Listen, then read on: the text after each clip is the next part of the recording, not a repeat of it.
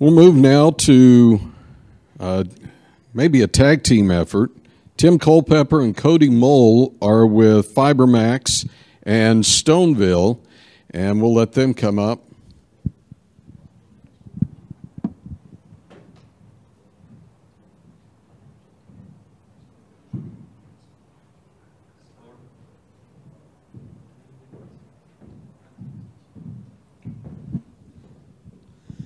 Well, thank you, and glad to be here. My name is Tim Culpepper. I'm the regional agronomist for Lubbock North, so cover a lot of area all the way up to southern Kansas. And not going to give a presentation because we still have a lot of data to look at and summarize. We still have few locations in the field.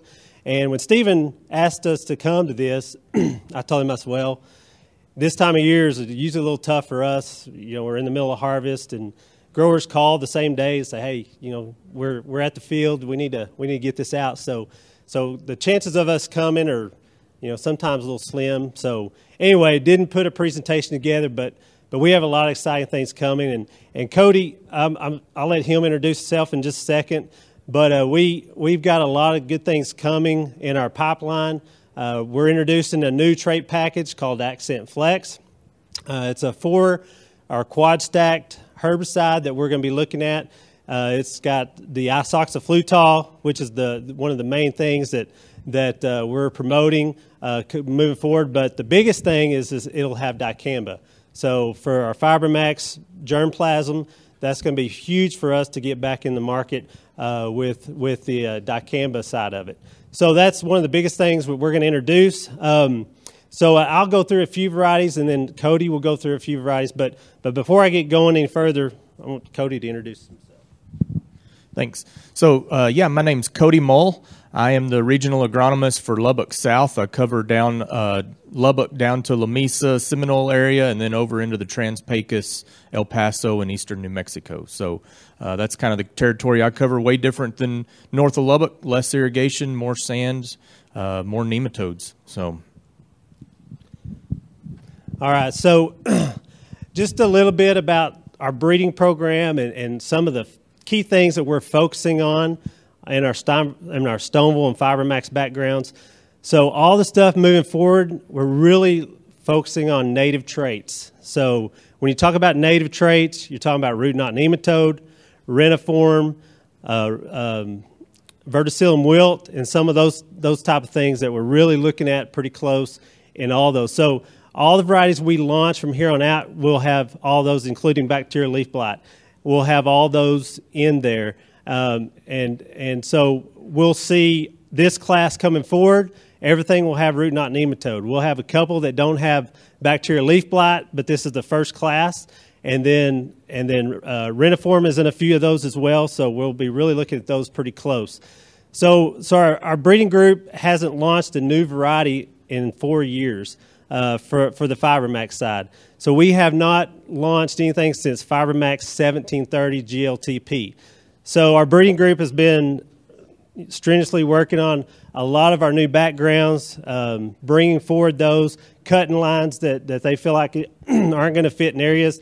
And so our class of 23 and 24 that we're looking at, Cody and I are looking at this year, look really promising. They are competing very well against our current varieties, FiberMax and Stoneville.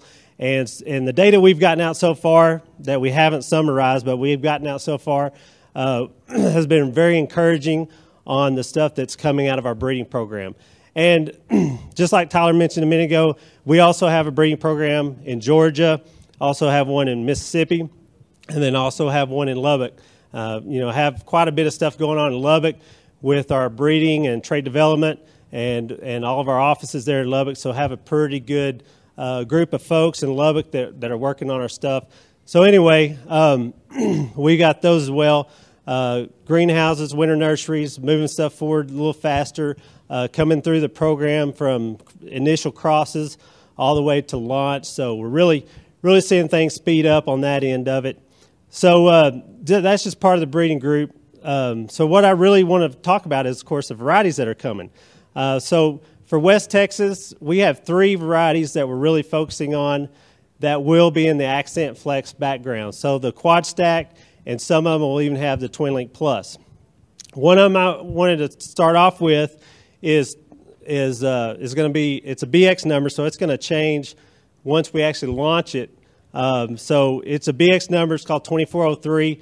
It's a herbicide only, so it does not have Twin Link Plus. And what I've seen so far with this variety, it competes very well with FiberMax 1621 GL. They've been side by side. My biggest concern was maturity.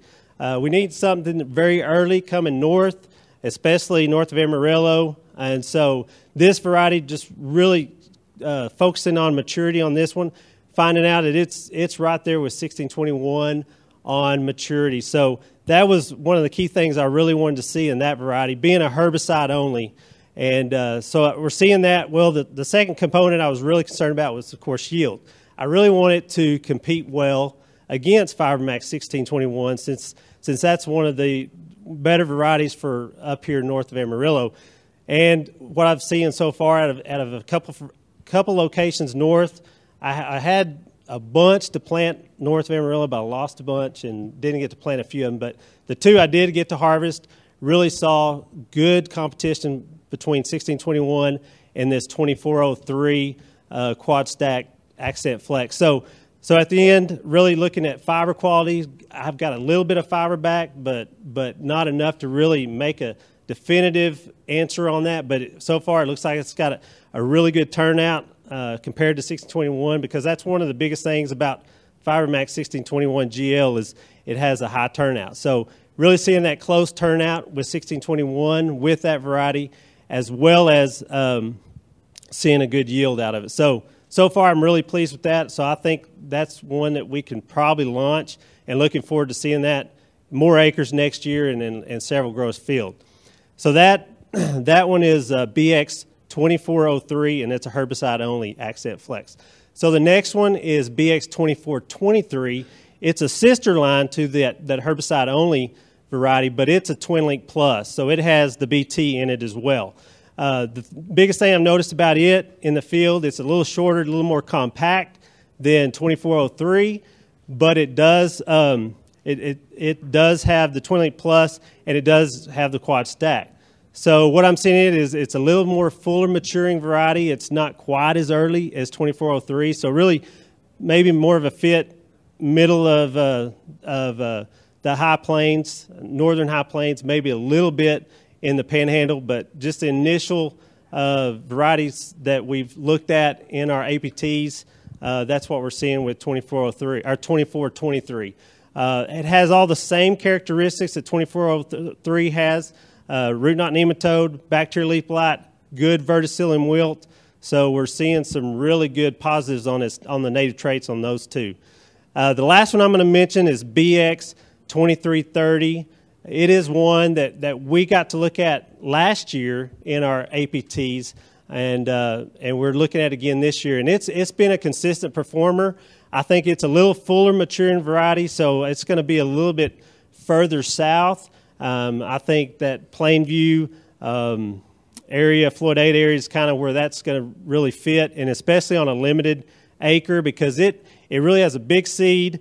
It comes up really well, and I think we're really going to try to focus on that limited dryland acre because it does not have bacterial leaf blight, but it does have all the other native traits. And the thing about that one is that I really like about it, it reminds me a lot of Stoneville 4946 GLB2. If y'all ever remember that variety, it did really well. That area going south of Plainview, and we're seeing that one really fit in that market. So those are the three that we're looking at kind of for West Texas, and Cody's going to cover a few more that really fit that Lubbock South area.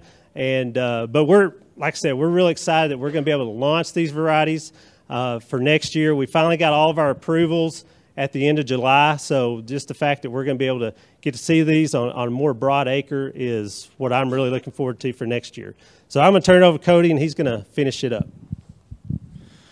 Yeah, so as you move south of Lubbock, we're kind of looking at the same varieties in different environments.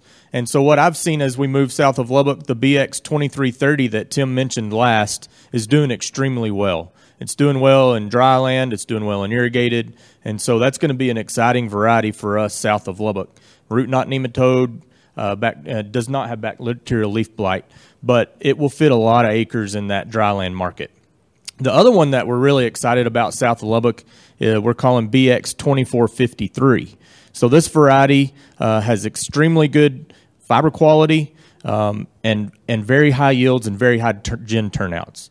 And so root knot nematode, everything we launch in the future will have root knot nematode. So maybe something that we would just be on repeat, I guess. But that variety is looking extremely good south of Lubbock. It's also looking good like Memphis, off the Caprock down into San Angelo area. So that one's a variety that's going to travel really well in that longer season environment. And then the last variety that I would like to talk about is we're calling BX 2451. And this variety is exciting because it has reniform tolerance. So it'll be our first launch of a reniform trait where we've got tolerance to not only root knot nematode, reniform nematode, bacterial leaf blight. So it's kind of got our full native trait package in there. It's not only tolerant to root knot nematode, but it has a 2-gene root knot nematode.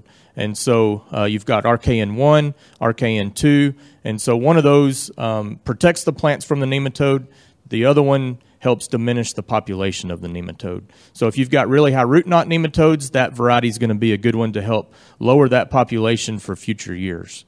So with that, do y'all have any questions on Accent Flex technology or any of the new varieties that will be coming out in our proprietary germplasm? I'm getting heckled in the back, Tim. All right. Well, thank you all very much. And I just want to mention one other thing. So the numbers we mentioned today, we have a variety advancement meeting we have now. I guess it's a couple weeks, isn't it? And so once we do that, we go through all the data, and we determine that these varieties will fit the market and they'll compete against current varieties, both ours, personals, plus competitors. We'll make new names for them. So if you're writing any of this down for numbers, we will have this one is going to be this one. So, I mean, it'll be a little confusing off the start, but we'll have new names for all these whenever they come out. So thank y'all.